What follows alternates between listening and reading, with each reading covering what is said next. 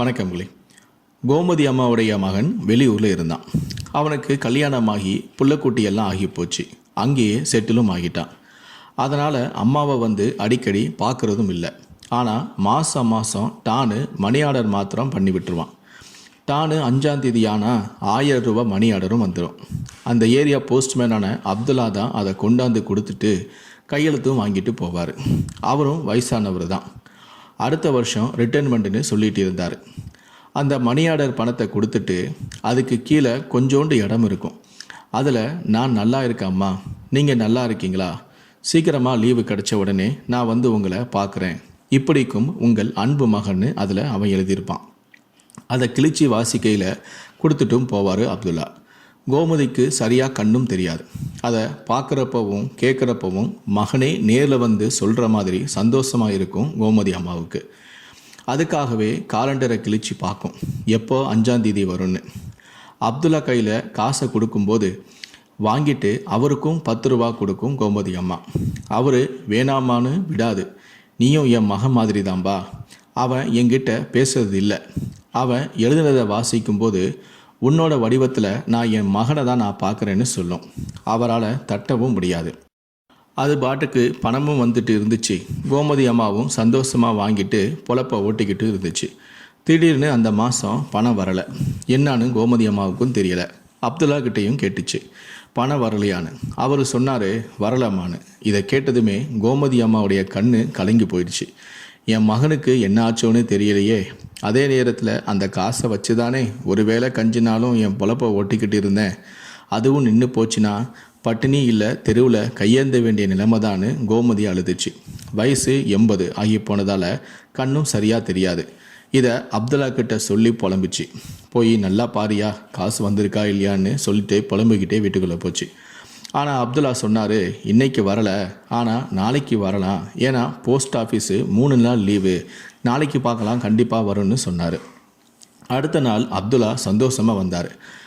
அந்த காசையும் கொடுத்தாரு. அப்புறம் வழக்கம் போல் மகன் எழுதின விஷயத்தை வாசிச்சும் காமிச்சார். கையெழுத்து கேட்கல. உடனே என்ன கையெழுத்து வாங்காமல் போகிறீங்கன்னு கோமதி அம்மா கேட்ட உடனே ஆமாம் சந்தோஷத்தில் மறந்துட்டேன்னு சொல்லி மறுபடியும் கையெழுத்து வாங்கிட்டு அப்புறமா போனார். அப்புறமா அதே போல் டானு மாதம் 5ஆம் தேதி ஆனால் வழக்கம் போல் காசை கொண்டாந்து கொடுத்தாரு. பொழப்ப ஓட்டிக்கிட்டு இருந்துச்சு கோமதி அம்மா.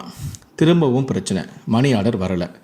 அப்போது அப்துல்லா கிட்ட கோமதி அம்மா கேட்டுச்சு, என்ன பிரச்சனை, மணி ஆர்டர் வரலையான்னு, என் மகனுக்கு என்னாச்சுன்னு தெரியலையேன்னு அழுதுச்சு. மணி ஆர்டர் வருமா, கொஞ்சம் லேட் ஆகும்னு நினைக்கிறேன் அப்படின்னு அப்துல்லாவும் சொன்னார். சரி நாளைக்கு வருதா பாருங்கள் அப்படின்னு சொல்லிட்டு கோமதி அம்மா எப்படி நாளைக்காவது வரும் அப்படின்னு நினச்சி மனசை தேர்த்திக்கிட்டு இருந்துச்சு. கோமதி கையில் காசும் இல்லை, சாப்பாட்டுக்கும் வழியும் இல்லை, என்ன பண்ணுறதுன்னே தெரியல. அப்துல்லாவும் சரியாக பதில் சொல்ல மாட்டேன்றாரே. அப்போ ஒருத்தர் சொன்னார், எங்கள் ஊரில் இப்படி தான் வந்த மணி ஆர்டர் பணத்தை அந்த ஊர் போஸ்ட்மேனே வாங்கின மாதிரியே கையெழுத்து போட்டுட்டு அவரே ஆட்டையை போட்டுட்டாரு, அவரே அமுக்கிக்கிட்டாரு அப்படின்னு சொன்னார். அப்புறமா சம்மந்தப்பட்ட அந்த ஆள் போஸ்ட் ஆஃபீஸில் போய் கம்ப்ளைண்ட் கொடுத்த பின்னாடி தான் அந்த போஸ்ட்மேனே அலறி அடிச்சுக்கிட்டு அந்த பணத்தை கொடுத்துட்டு போனாருன்னு அந்த நபர் கோமதி கிட்ட சொன்னார். கோமதிக்கு ஒரு மாதிரி ஆகி போச்சு. அப்துல்லா அப்படி செய்கிறவனான்னு சந்தேகமாக இருந்துச்சு. சந்தேகம் சரி, அவர்கிட்டே நம்ம கம்ப்ளைண்ட்டை பற்றி பேசி பார்ப்போமே அப்படின்னு சொல்லி முடிவு பண்ணாங்க. அவரும் என்ன சொல்கிறான்னு கவனிப்போன்னு அன்றைக்கி அப்துல்லா கிட்ட நான் கம்ப்ளைண்ட் கொடுக்கலான்னு இருக்கேன்னு சொல்லி பார்த்துச்சு.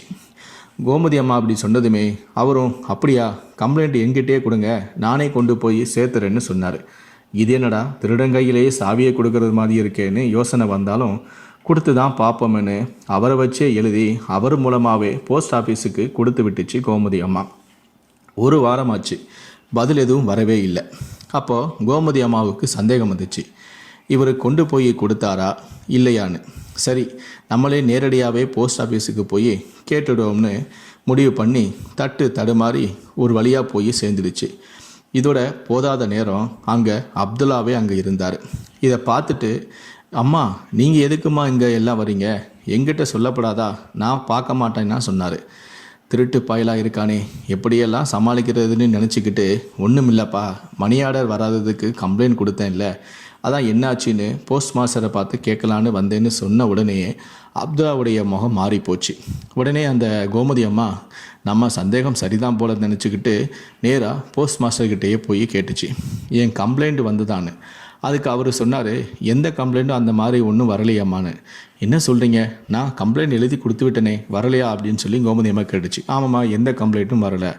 சந்தேகம் அந்த கோமதி அம்மாவுக்கு உறுதியாயிடுச்சு.